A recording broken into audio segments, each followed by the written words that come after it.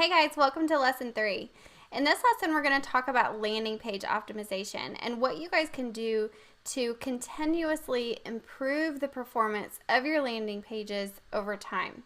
So one of the most critical components when it comes to landing page optimization is A/B testing.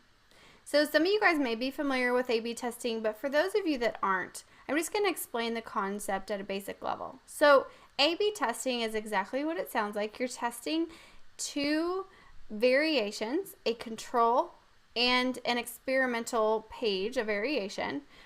You're running these as a test simultaneously. So you're going to create a landing page, and most of the landing page software, which I'm actually going to tell you a lot more about in the next lesson, most of the popular landing page builders out there today offer A/B testing as a standard feature. So when you go in there and you create your landing page, that first landing page that you create is your control. And you're going to not alter that one. You're going to leave that one as your main control variation. And then you're going to create a variation B, and you're going to change something on that landing page. Now, in a minute, we're going to talk about all the different things that you can change and how to do all of that.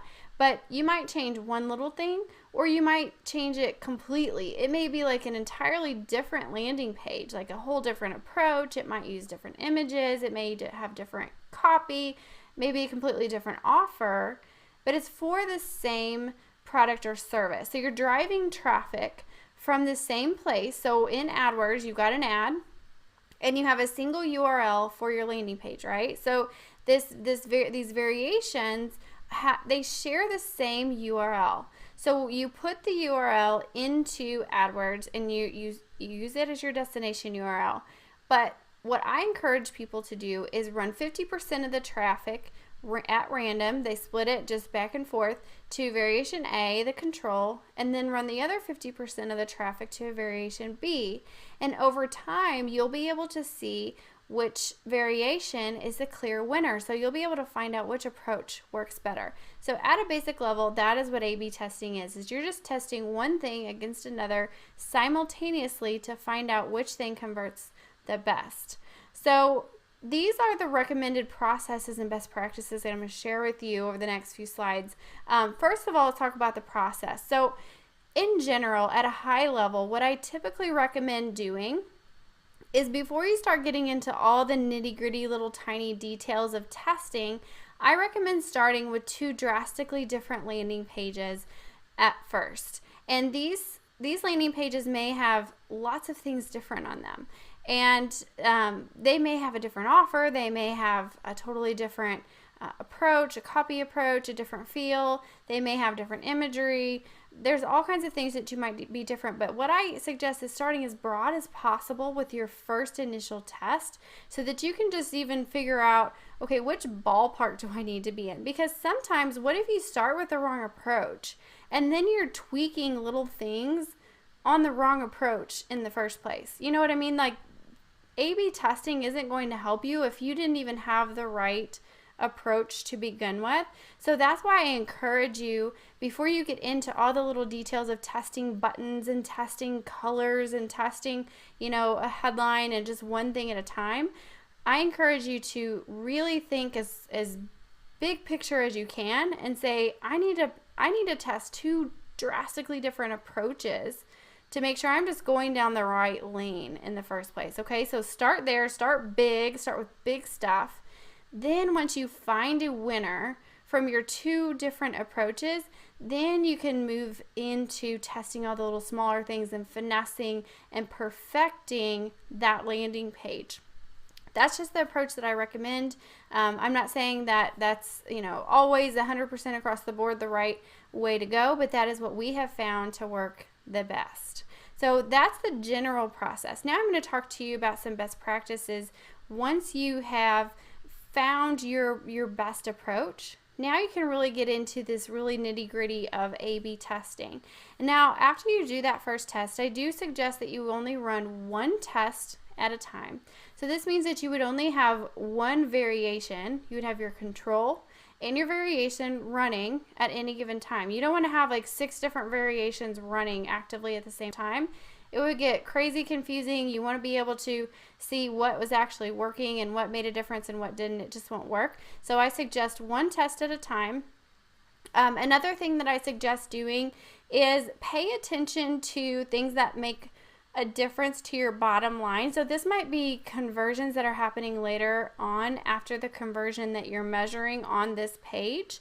And what I mean by that is, say for example, you have a landing page where the conversion that you're optimizing for on that page is a free quote. And obviously you want lots more free quotes, right? Well, imagine that you're optimizing for something that is giving you a lot of people requesting free quotes that aren't your ideal clients.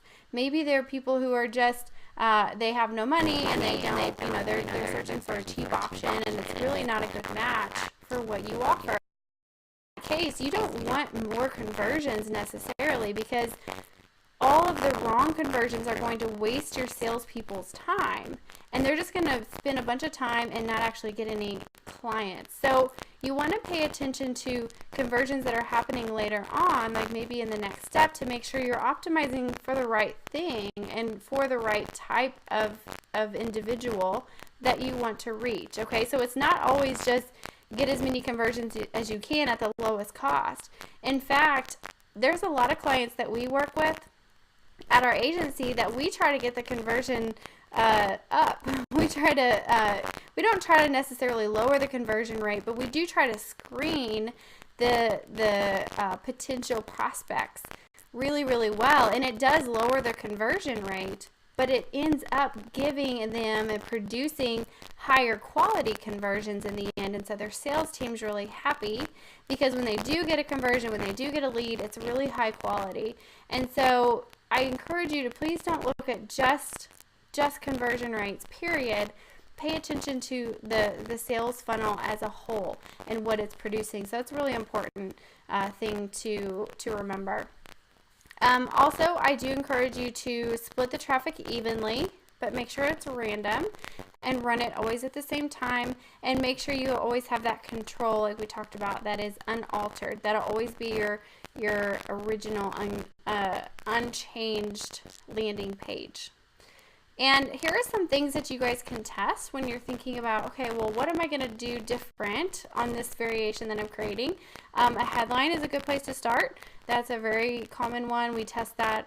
We almost always test the headline. So I would encourage you to write 2 different headlines and test that. The call to action. So you can literally test, different text on the button, or just a completely different offer.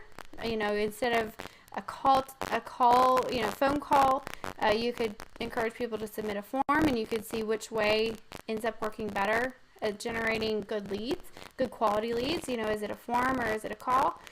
You can test different graphics, different images. You can test different buttons, even changing the button color.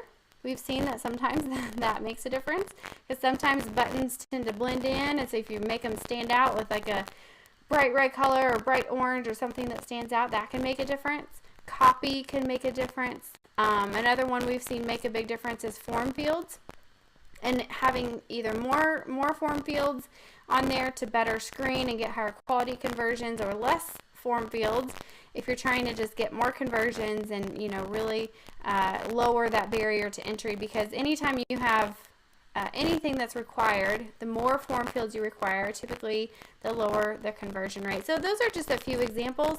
There's obviously a lot more different types of things that you can test besides just these, and you can test things that aren't even necessarily things that you see. You could test types of traffic, different types of traffic coming in to the landing page, and test which types of traffic work better for your specific landing page. So there's all kinds of things you can test, and I encourage you to just always be testing, always trying to think of something else you can test, because it's never just cut and dry. It's different for every business, but these are just a few ideas to get you started. Also, because it is so important to have a really great headline, I wanted to just encourage you to practice writing some headlines, and I wanted to give you a little template here or some examples to get you started. But one thing that I typically have done, and I have always sort of naturally picked up on this, but I read a lot of the just magazine headlines and news headlines and things like that for catchy ways to write headlines, because they obviously know what they're doing. So some of these will be similar to things that you'll see on different magazines and online news sites and things like that. So I encourage you to just go look around at different sites like Dig, and check out their headlines. And of course, always remember to match the copy of the ad with the keyword. But here's one example that I like to use is, would you like, and then insert the benefit or the good thing that the person wants without a bad thing. So like insert a negative there. So you're positioning it as, do you want this thing without all this bad stuff? It's just, you know, whatever your product or service is, you can fill in the blanks there. Or something like, let us handle whatever the bad thing is that your product or service prevents them from having to do to get the benefit that your product or service offers. So try filling in the blanks there with a few different types of words and phrases to see what you can come up with. And here's an example.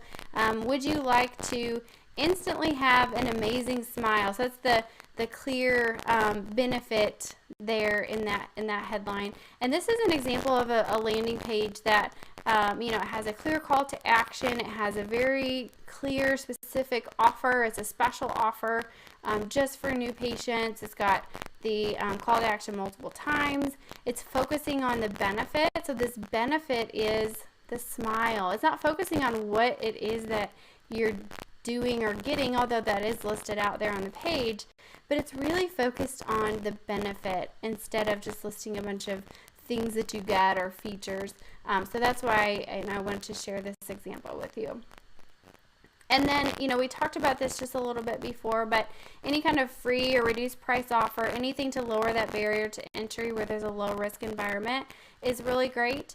If you're the type of business that you need appointments, or you are trying to get leads to schedule an appointment, I suggest Calendly or Schedule Once. Those are two great calendar options that are really easy to use, and you can embed them right onto your landing page or link to them from your landing page, and it syncs with your calendar.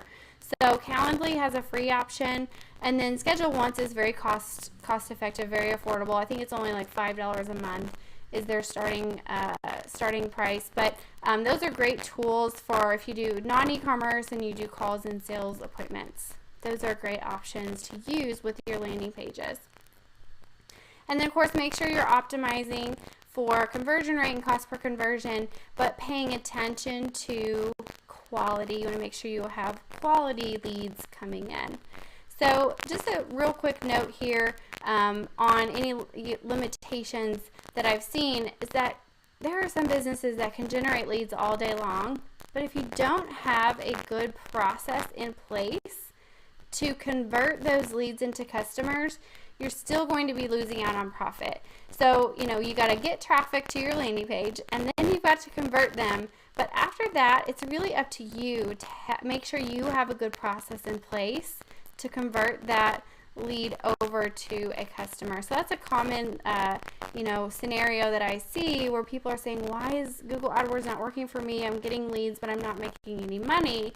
And in that case, I would say either the lead quality is not great and you need to do a better job of screening, or look at your landing page and see who, you know, who it's speaking to really, and is it speaking to your ideal customer, and is it screening out bad leads, and then what's happening after the lead comes in. What's happening, or is someone getting right back to them? Are they getting a phone call? You know, do you have an automated sequence in place? So there's a lot of things that need to happen after the lead generation takes place to make sure that you're taking full advantage of what Google AdWords is producing for you. All right, so next up we are going to dive into just comparing some of the most popular landing page builders out there and platforms that you guys can use to actually start building your landing pages. So I'm going to share some of those with you guys in the next lesson. So I'll see you guys in lesson 4.